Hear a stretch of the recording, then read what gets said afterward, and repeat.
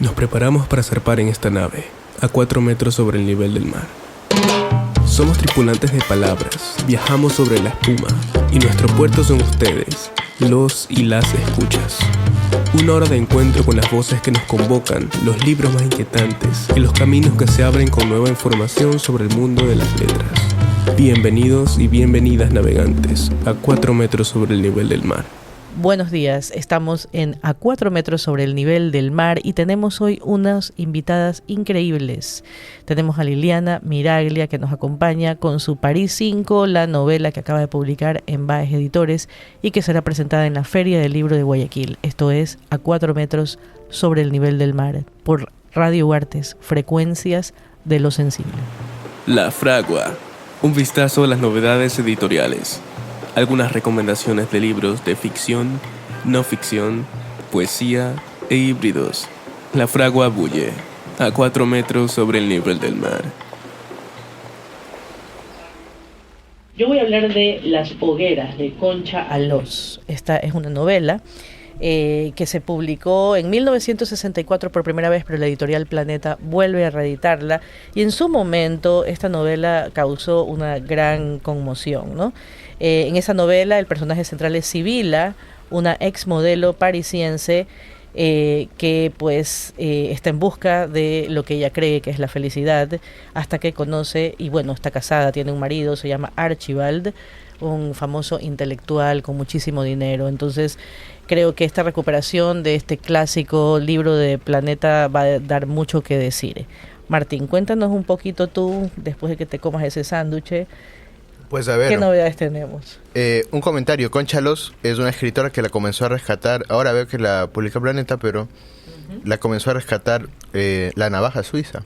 La Navaja Suiza comenzó a republicar pues de muchos años, a reeditar muchos libros de Concha Alós, y qué chévere que ahora una editorial, digamos, grande, con más alcance, se permita, ¿no?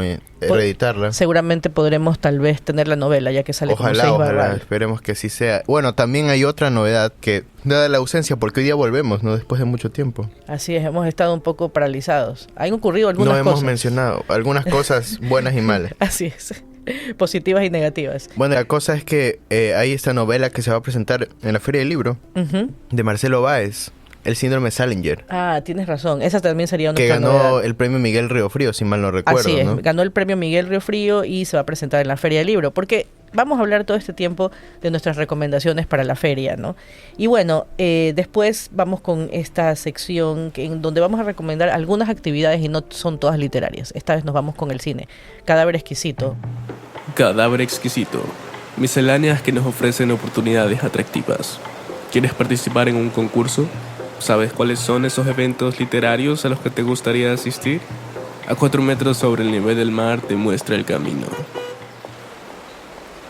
Bueno, como saben, se inaugura la Feria del Libro de Guayaquil hoy a las 12 del día, con una programación que se extiende hasta este domingo 25 en el Centro de Convenciones de Guayaquil, que, como ustedes saben, es el antiguo aeropuerto. Esta Feria del Libro de Guayaquil tiene un costo para su entrada, son $3 para las personas que llegan hasta este recinto, que estará repleto de libros. La feria cumple 10 años y tiene invitados de variadas índoles y orígenes, como todos los años. Pero yo quiero recomendarles para esta sección también otras actividades que están ocurriendo también en la ciudad en este mismo tiempo. Y me refiero al Festival de Cine Documental, a los EDOC, que vuelven a la sala del Mac Cine, en donde tradicionalmente los vimos acá en Guayaquil, pero también a la sala de Manzana 14 aquí en esta universidad, en donde tenemos un cine. Esta tarde, por ejemplo, a las 3 de la tarde aquí en Manzana 14, se va a proyectar Una jauría llamada Ernesto, que es una película de México, Francia y Suiza de 2023. Su director es Everardo González. Es una película documental sobre la violencia y las bandas. Esto es a las 3 de la tarde en Manzana 14. Pero también el jueves, es decir, mañana, a las 7 de la noche en el MAC tenemos la proyección de Espera de Cao Guimaraes, además con la presencia de él mismo. Es, creo que, un imperativo un poco acercarse a estos EDOC. El día domingo fue la inauguración con el documental de Manolo Sarmiento, Torobobo, ¿no? Y pues creo que vale la pena acercarse a este festival, que además es gratuito, ¿no? Y bueno, nos vamos entonces ahora sí con nuestra entrevistada para conversar en Esta lengua es mía con Liliana Miraglia, narradora guayaquileña, que nos sorprende, digo yo una vez más, con su París 5. Esta lengua es mía. Un momento para el encuentro con los otros. Esta lengua es mía nos presenta personajes con una voz propia, a 4 metros sobre el nivel del mar. Y bueno, con esto empezamos nuestra conversación. Bienvenida, Liliana, gracias por estar aquí. Muchas gracias por haberme invitado. Muy bien, tenemos un montón de cosas que preguntarte y mucha curiosidad por este libro que has publicado después de algunos años. Y bueno, hablábamos antes de empezar el programa sobre las diferentes interpretaciones que puede tener la gente en el momento en que se acerca, digamos, a este libro. Bueno, lo primero es conociendo un poco tu trayectoria y tu personalidad. ¿Cómo así te animas en este momento a publicar el libro? No puedo nunca dejar de decir que este libro lo escribí prácticamente de manera obligada para presentarlo en la maestría de escritura creativa. Así es, Liliana hizo su maestría de escritura creativa aquí en la Universidad de las Artes, ¿no? Sí. Pero antes hiciste la carrera de letras en la Universidad Católica. Sí. Muy bien. Muchas veces, muchas licenciaturas y ninguna tesis. Muy bien. Ajá.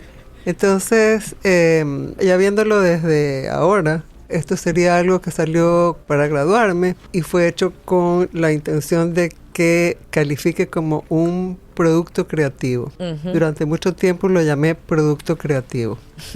Era mi manera de identificarlo. Muy bien.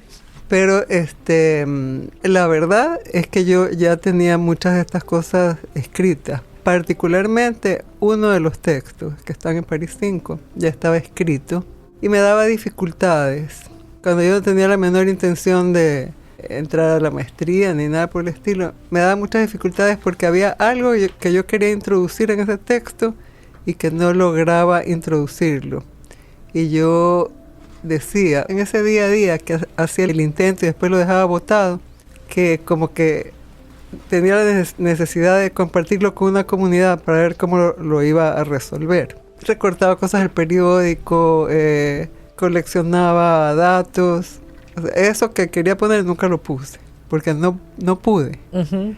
Pero cuando ya llegó el momento de escoger el tema para graduarme, yo de esas cosas que siempre cumpliendo la carrera, ¿no? Ya, hoy tengo que presentar el avance, ya pongo esto, después lo cambio. Y ya estaba metida en eso, no me podía volver atrás. Entonces ese iba a ser el tema, una experiencia de viajes a París para ir a sesiones de psicoanálisis. Bien, bueno, es interesante que tú nos cuentes cómo apareció la publicación. Por lo que vemos, la escritura siempre está presente. Es decir, separamos estos dos momentos, el de la escritura y luego el de la publicación del libro, ¿no? Es algo que conversamos también con otros y otras escritoras, porque muchos escritores en Ecuador se demoran mucho para publicar sus libros por diferentes razones. Pero una de las razones de las que no se habla, generalmente se habla un poco de lo difícil que es publicar, etcétera, que es una realidad, pero no hablamos también de quienes se toman su tiempo para trabajar la escritura de otra forma, ¿no? Entonces eso creo que es sustancial, ¿no? Entonces vemos que aquí tú tenías estos textos y luego el producto creativo tenía que hacerse de alguna manera y va apareciendo y se va reconfigurando, no de otra manera. Ahora, te darás cuenta que París 5 es un libro que tiene unas temáticas que se alejan muchísimo de los contenidos de otras narrativas dentro de la literatura ecuatoriana, ¿no? Y bueno, eso es algo que cuando hemos conversado con Martín sobre este tema, que celebramos profundamente, ¿no? Porque me parece que es justamente en la diversidad es donde tú puedes hacer estas observaciones sobre los diversos tipos de literatura, en realidad, y de escrituras que existen, ¿no? Entonces, todo lo que yo encuentro, por supuesto, yo encuentro tus rasgos característicos en este libro, pero también hay una marcada distancia de otros trabajos que a mí me parece increíble. A mí me ha llevado el libro a otro momento, en el sentido en que no quiero estar todo el tiempo asumida en unos temas y temáticas específicas porque no es lo que necesariamente me convoque, ¿no? Entonces he encontrado otros canales que aparecen en este trabajo que tienen que ver más con un mundo íntimo y subjetivo, ¿no? Claro, es justamente un libro que no habla solamente de una cosa, habla de muchas cosas, ¿no? y que es una narrativa que parece, digamos, que en ciertos momentos parece que se pierde, ¿no? Que parece que no va a ninguna parte, pero que siempre vuelve, siempre retoma. Eso yo creo que es la riqueza del estilo de Liliana, ¿no? Esta divagancia, digamos. Ah, me encanta, como los divagantes. Claro, es como divagante, pero a mí me parece que es una novela muy distinta a lo que se publicaba hace muchos años y muy original dentro de la literatura ecuatoriana. Sí, a mí me parece exactamente igual. Me llevas en esos viajes, en esas idas y vueltas, ¿no? Entonces es un libro de traslados, ¿no? Tú vas a unos sitios, regresas y todo el tiempo estás pensando en ciertas cosas y nos llevas por ese camino, ¿no? Entonces nos haces pensar en esas almendras, esas nueces, claro. O sea, es decir, en cosas que yo pensaría que no tengo ningún interés, pero que termino interesándome a partir del contacto con ellas y del camino que tú nos haces, ¿no? Y eso me parece increíble, ¿no? Entonces, porque me sacas de mi sitio para llevarme a otro momento, ¿no? Y hacerme pensar en otras posibilidades, ¿no? Entonces, yo quería saber qué implica este libro para ti. ¿Cómo ves tú misma este libro en tu propia escritura, ¿no? Yo me escudo en que fue un trabajo hecho porque lo tenía que hacer. Pero no es verdad porque, como te digo, ya tenía escrito, ya tenía muchas cosas que tomaron forma. Uno como... No me gusta llamarme escritora, porque llamarme escritora significa muchas cosas. Pero bueno, como alguien que escribió, uno quiere hablar como de temas que puedan interesar a la comunidad, que sean de actualidad y todo lo demás. Pero yo decidí que el viaje iba a ser dentro de mí misma, que soy esta persona, mujer de esta edad, que vivía esa experiencia y que se presentó con bastante dificultad porque tenía dos como fantasmas, dos amenazas que han sido París y el psicoanálisis. O sea que hacer una novela sobre París o hacer una novela sobre el psicoanálisis que acabe siendo un testimonio de psicoanálisis, y es lo que yo todo el tiempo evité, que no fuera eso para nada. Ajá. Y que no fuera una mala copia de Cortázar y de todos los que escriben sobre París, o un testimonio de psicoanálisis, que normalmente los testimonios de psicoanálisis, o sea, no me interesaba para nada hacer un testimonio de mi psicoanálisis. Porque incluso ya uno para armar el texto no se va por otros lados, ¿no?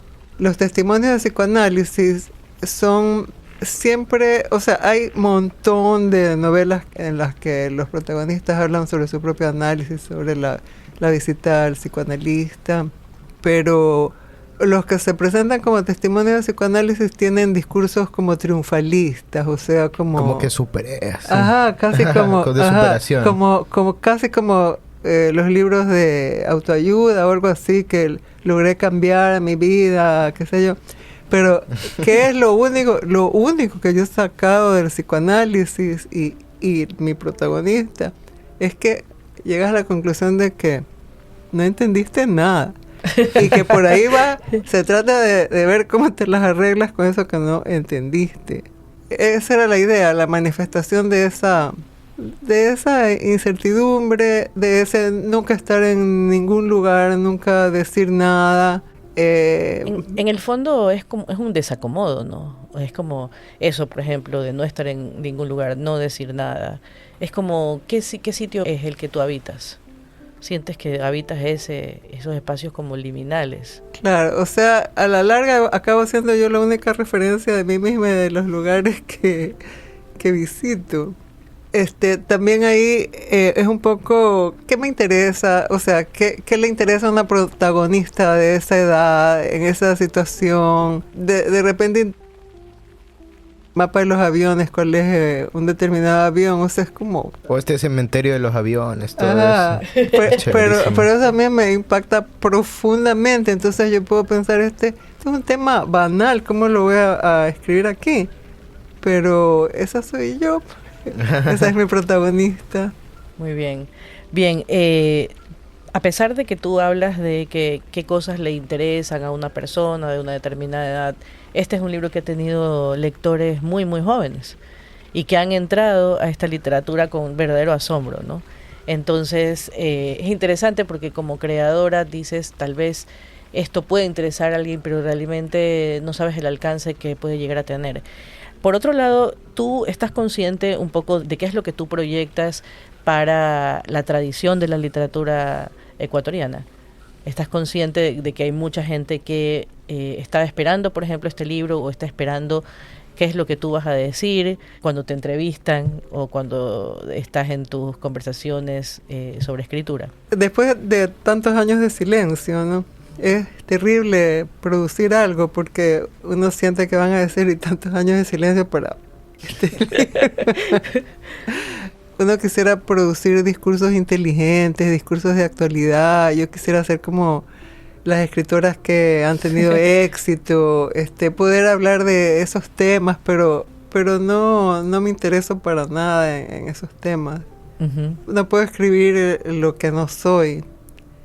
Y probablemente sea esa pelea que he tenido durante todos estos años de no ser como una escritora se ve obligada a ser. Uh-huh. Entonces yo no tengo ninguna tristeza, ninguna pena de no haber publicado, porque yo todo el tiempo me sentí que estaba en mi espacio de confort donde yo quería estar. Cuando yo iba a un lanzamiento, yo siempre estaba feliz de no ser la que lanzaba, de no ser la que firmaba los libros, de no ser la que se exponía. Y entonces, bueno, ahora se dio la oportunidad. Prácticamente me vi forzada a publicar y me alegro. Uh-huh. Me encontré con un editor bastante entusiasta como es Marcelo Báez, que se dio cuenta que yo me podía echar para atrás al día siguiente. Exacto. Y fue muy muy inteligente y muy rápido. Empático contigo. Ajá, sí. Bien, creo que has dicho algunas cosas que obviamente nos atañen a todas las personas que tal vez formamos parte de círculos de literatura o de un llamado, por así decir, ambiente cultural, ¿no? Efectivamente, esto que acabas de decir, este ambiente que rodea todo, esta parafernalia que rodea al acto de escritura, sobre todo en algunos casos a la escritura de las mujeres, no es absolutamente, desde mi perspectiva, bastante repulsivo. Pero es algo que estamos acostumbrados a digerir de distintas formas, ¿no? Que por un lado, si esa parafernalia no estuviera ahí, también habría una situación que se marcaría o que se evidenciaría en los pocos lectores, tal vez, de algunos escritores o escritoras en algunos casos, ¿no? Pero por otro lado, es algo importante lo que has dicho, porque es como un poco mantenerte al margen de todo lo que implica esta visualización de la escritora, no de su escritura, sino de la escritora como tal, en donde, como tú dices, y lo habíamos hablado tal vez también con Carolina Andrade cuando estuvo acá, sobre, por ejemplo, cómo hay que vestirse, cómo hay que ser, qué es lo que hay que proyectar, ¿no? Y entonces hay cosas que pienso yo que es imposible medir en el momento en que están ocurriendo, pero que creo que se verán más adelante, ¿no? Pero obviamente volvemos al tema de la escritura y obviamente con lo que nos quedamos es con eso, ¿no? Con este libro que tú nos acabas de entregar, que es París 5, que si están interesados se va a presentar en la Feria del Libro y va a haber una conversación, un diálogo muy importante entre Carolina Andrade, entre Liliana, a propósito de estos libros que nos han hecho llegar, ¿no? Y bueno, habrá que ver qué otras vías de lectura encuentra París 5, ¿no? Que a mí, como digo yo, es un libro para trazar una cartografía también. Yo decía, por ejemplo, me interesa a mí trabajar sobre las cartografías imaginarias de las ciudades, ¿no? Entonces, esta es bien interesante porque es como una muy peculiar puesta en escena de estos traslados de Guayaquil a París, pero que al final, claro, para la ficción tal vez no terminan siendo ni Guayaquil ni París, ¿no? Entonces a mí eso me ha parecido como muy seductor y también como un ámbito para explorar mucho más, ¿no? Y luego pienso en el psicoanálisis, que ya tú nos has dicho lo que ha implicado o lo que implica un poco ese camino. Y ya mi pregunta es, tú has transitado en el psicoanálisis durante muchísimos años, ¿no? Entonces, ¿es algo tan importante y tan vital para ti ser una analizante? Lo es, porque cuando uno acude al psicoanalista, al psicólogo, es porque hay algo que no puedes manejar. Y parece que yo nací con este impedimento. Y siempre, yo digo, siempre he sido carne de psicoanálisis. Ahora, nunca soñé que iba a ir a parar a París, porque yo soy la primera sorprendida, ¿no? un poco está dicho que cuando me lo propusieron, dije, qué locura, después voy a andar caminando por las calles de Guayaquil trompuda con la cabeza baja, me van a preguntar por qué, porque mañana me tengo que ir a París. O sea, un poco eso, ya. Porque es un trabajo enorme, enorme ir a París. Porque no voy a la Torre Eiffel, no voy a nada de eso. Ya. Era bajarnos del avión y ir al diván. O sea, es algo que implica una carga emocional, psicológica fuerte. No es un viaje de placer, justamente. Por supuesto, es que es un desplazamiento de otra naturaleza. Claro. No la del paseante, no es la del turista, ¿no?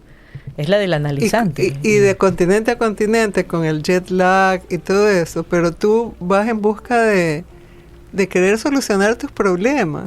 O sea, vas esperanzada, llena de ilusiones, y vas y después vuelves a regresar y vuelves a llevar el material que no te cuadra, y será siempre así, siempre así. Sabes que yo pensaba, con lo que nos acabas de decir, tal vez podemos vislumbrar tu respuesta, pero tú piensas en la literatura de alguna manera pensándola con alguna funcionalidad, o no le das una funcionalidad.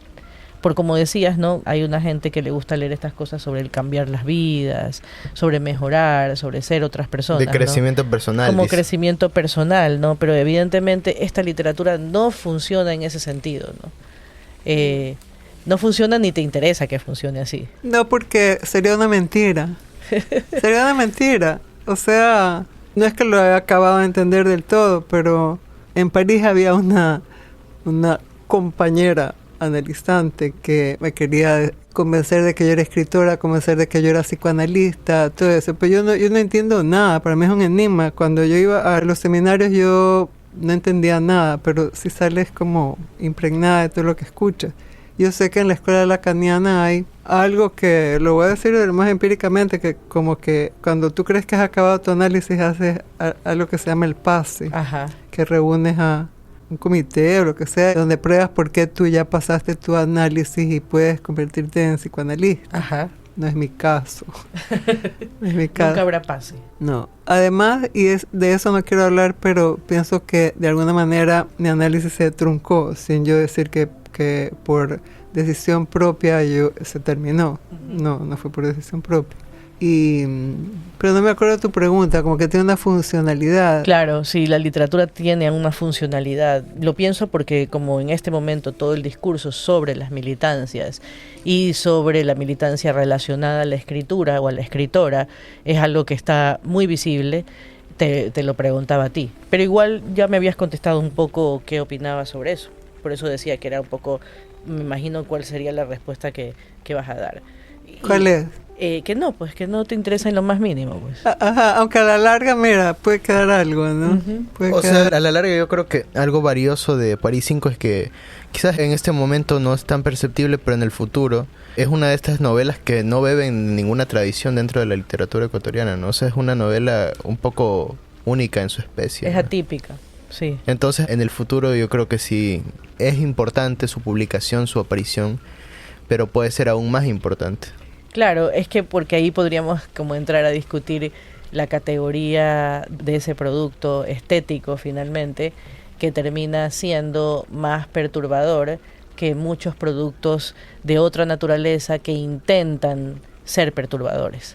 Entonces ahí está el misterio para mí, ¿no? ¿Qué pasa ahí, no? Cómo un trabajo de alguien que no quiere ni le implican estas temáticas termina construyendo algo que al final posiblemente, no podemos saberlo del todo, pero posiblemente se convierte en algo mucho más disruptivo que eso otro que ha sido creado para hacer disrupción. Entonces, eso es lo que yo encuentro justamente en París 5, ¿no? Y también porque hay un desconcierto en el momento en que tú entras a una literatura y te dejas llevar por esta narradora en donde te va perdiendo. En lugar de irte encontrando, que ocurre con la novela, eso es lo que pasa con la novela, ¿no? Tradicional o como el cuento tradicional, en donde la gente te pide que cuentes algo, que haya una historia y que haya una resolución, aunque sea abierta de esa historia. En estos libros, en este tipo de libros, no lo hay. Porque lo que vas a hacer es un tránsito mientras estás leyéndolo, ¿no? Y en ese sentido te quería preguntar sobre tus lecturas, ¿no? ¿Qué tipo de literatura te gusta? ¿Qué es lo que tú lees? Yo siempre, también en esa actitud un poco de rebeldía, yo te contesto que no leo. Estás como Cormac McCarthy. Le dicen, ¿usted qué lee? Yo no leo a nadie. Bueno, está bien. Ajá. Aquí se puede decir lo que tú quieras. Sí. Voy leyendo un poco lo que me cae en las manos. Pero es que no sé decirte así qué es lo que me gusta leer. Creo que me saldría otro París 5 para decirte que Increíble. pero por ejemplo, también estuve leyendo mucho de psicoanálisis, tratando de entender esos libros de teoría de los que no se entiende nada. Pero hacen mucha referencia a textos literarios para ejemplificar la teoría que se expone. Sigo siendo una empírica, pero entiendo que Freud, que Lacan, que todos han tenido sus casos, ¿no es verdad? Claro. En el caso de mi psicoanalista, siempre su referencia eran textos literarios o películas o cosas. Y qué interesante. Bueno, yo nunca he hecho psicoanálisis. Alguna vez fui a una analista y nunca volví, o fui tal vez a 2 sesiones, pero a mí lo que me parecía como sui generis es que solo quisiera hablar sobre literatura conmigo. Entonces, eso no me gustaba. O sea, lo que yo digo no es hablar sobre literatura. No, a ver, pero todas las referencias que hacía eran llevadas hacia ese momento. Entonces, eso a mí particularmente a mí me interesa no hablar de eso con la gente que es amiga mía. O sea, o con la gente que voy conociendo. Hasta que hay un momento en donde ocurre esa conversación, pero no es una conversación a la que entro directamente. Entonces, esa fue mi distancia. O sea, no para la sesión, pues, ¿no? No, claro, para la sesión no. Bueno, pero quién sabe qué mismo es una sesión. O sea, yo recuerdo haber llegado a este lugar y había un diván.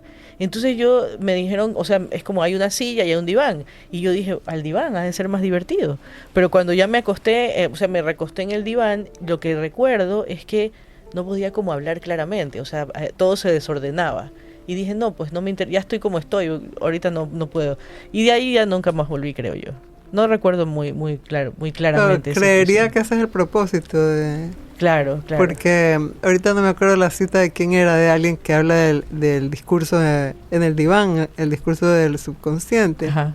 Y de lo que yo me enamoré es de una parte donde dice que en eso que se le pide, que la psicoanalista le pide al analizante de que diga lo que se le ocurre. Exacto. Y que es el subconsciente el que se encarga de poner los signos de puntuación. Entonces me encantó que de verdad hay un discurso coherente. Hay un discurso coherente que uno no sabe que lo maneja. Seguramente, pero ya te digo, para mí, acostada en el diván era como todo muy desordenado. Entonces yo decía, qué extraño que pase eso. Pero también tuve una experiencia un poco parecida. Alguna vez tomé un taller de dramaturgia. Y en ese taller de dramaturgia, al que llegaba varias personas llegaban pero que decían que querían el taller para la escritura, pero que el cuerpo no lo iban a mover a ningún sitio. Lo interesante es que todos terminaban moviendo el cuerpo de alguna manera. Recuerdo tanto un ejercicio en que el profesor te pedía que tú abrieras un texto cualquiera y te pedía que caminaras por el espacio leyéndolo. Entonces tú decías, muy bien, entonces tú comenzabas y no podías hacerlo. No se puede. Bueno, seguramente los que lo practican, pero si te paran a ti, te dicen camina de aquí a allá y muévete leyendo, vas a empezar, pero luego algo se va a descolocar, entonces ocurren estas pausas que son las que necesita naturalmente quien está llevando el taller para hacerte ir hacia otros sitios, ¿no? Y hacerte pensar, ¿por qué no puedo leer mientras camino? ¿Qué es lo que extraño aquí? ¿Qué pasa ahí? No, pero eso es algo que en realidad te saca fuera, como ahí sí, de tu cotidiano, ¿no?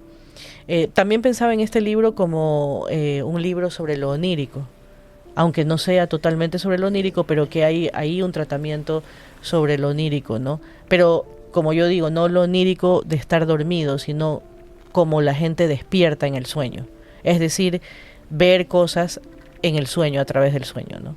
Porque esa es una cosa, cuando la gente a veces te dice que en el sueño te hablan de la evasión, ¿no? Y de la necesidad de soñar, pero es que para mí los sueños se evidencian como en despertares, ¿no? En ver otras cosas que no puedes ver normalmente. Eso es lo que yo creo, ¿no? Entonces eso me pasa a mí también con este libro. Entonces vamos a irnos a esta última sección de nuestro programa para que Liliana nos pueda leer un poco con su propia voz el fragmento que ella quiera de París 5. Eso es, de su propia voz es lo que me preocupa. Parlante, la voz y todas sus texturas, a 4 metros sobre el nivel del mar. ¿Tú te acuerdas, Liliana, cuando yo te llamé alguna vez para hablar sobre la literatura del no? Y te decía, es que yo creo que las escritoras del no están en Guayaquil. Gente que se ha ocultado y no quiere decir nada y no quiere escribir. ¿Tú te acuerdas? Yo te mandé un mail. No me Y acuerdo tú mucho, me contestaste, no me interesa. Y ya no avanzó, mi tema se quedó muerto, pues ahí ya no podía hacer nada más. Claro, ya me acuerdo. ¿Sí te acuerdas? Sí. Bien.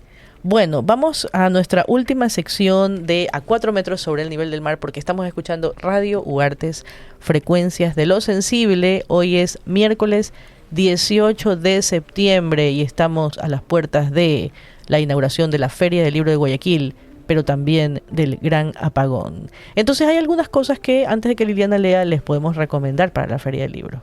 La primera que yo sí quiero recomendar es que vamos a tener a Roger Icaza, que es un maravilloso ilustrador y músico. Lo vamos a tener en la Feria del Libro dando unos talleres y unas conferencias. No se lo pierdan. Es extraordinario el trabajo de Roger Icaza. Además, como músico, a mí me encantaba Mamá Vudú. Le pregunté a mis estudiantes si conocían, me dijeron que no saben qué. Obvio que conozco. Yo sí no, conozco. pues que me dijeron que era eso, de una vejez, muy de haber sido, jovencito. pues, ¿no?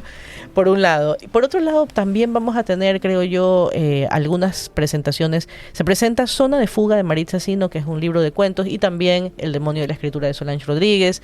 Y bueno, y hay muchísimas otras cosas. El de David Aguirre también lo presenta Mónica Ojeda. Así es, El Dios del Árbol, El Dios del Árbol. novela de David Aguirre. Es del día 14 de...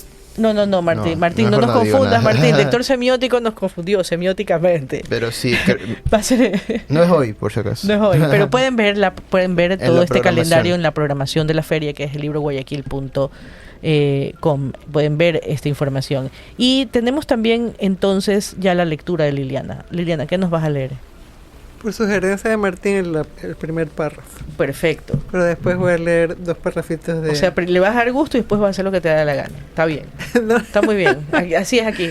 pero A 4 metros es así. Es que es muy cortito. Está muy bien. A 4 metros sobre el nivel del mar se prepara para la tripulante Liliana Miraglia. Bueno, el comienzo de la novela, que se llama Primera Sesión, empieza. Tenía todo bajo control la primera vez que viajé a París para iniciar mis sesiones de psicoanálisis. Estaba muy asustada. Y aunque parezca absurdo, tanto había hablado del tema que no habría quien dude en decir que ya hasta había entrado en transferencia con el analista. También había tenido un sueño y me había comprado unos botines de marca Naturalizer para sentir que estaba bien equipada para circular por una ciudad desconocida. Años antes, cuando Silvia me llamó para proponerme viajar a París para tener sesiones de análisis allá, yo acababa de sacar la ropa de la secadora y estaba doblando las sábanas. Habitualmente las doblaba apoyándolas en un sofá color melón que ya estaba pasado de moda, y me recuerdo a mí misma sentada en ese sofá esperando liberar la mano que sostenía el teléfono para continuar con la siguiente sección de la sábana que me faltaba doblar.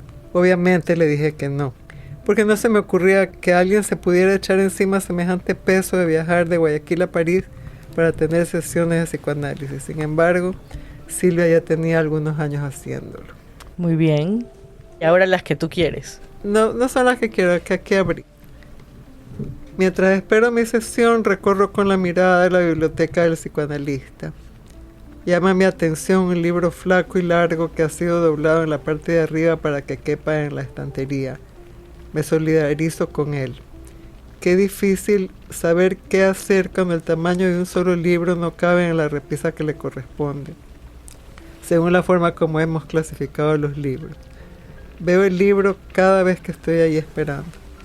Pienso en Procusto, el personaje de la mitología griega que cortaba las piernas a los huéspedes de su posada cuando éstas eran más largas que la cama, y que cuando los huéspedes eran más pequeños los estiraba hasta que calzaran. En el avión de LAN vía Madrid ya es hora de dormir, aunque a lo lejos todavía se ve que es de día. Cada vez que me acerco a la ventanilla buscando una mejor posición, siento que esta tiene el mismo olor del metro de París, como a combustible quemado. Intento dormir del otro lado. En la calle Lomont estaba ubicado el laboratorio de Marie Curie.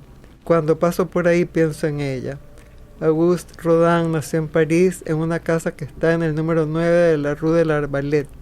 La puerta de la calle es color azul. La miro en el camino hacia mi hotel. Bien. Muchas No, gracias. estos párrafos sueltos no dicen mucho. No, claro que sí. Muchísimas gracias, Liliana, por esa lectura. Bien, quiero que recordemos entonces, tenemos esta Feria del Libro de Guayaquil que cumple 10 años y que estará inaugurándose hoy a las 12 del día y hasta este domingo estará abierta. Los horarios son de 9 de la mañana a 9 de la noche.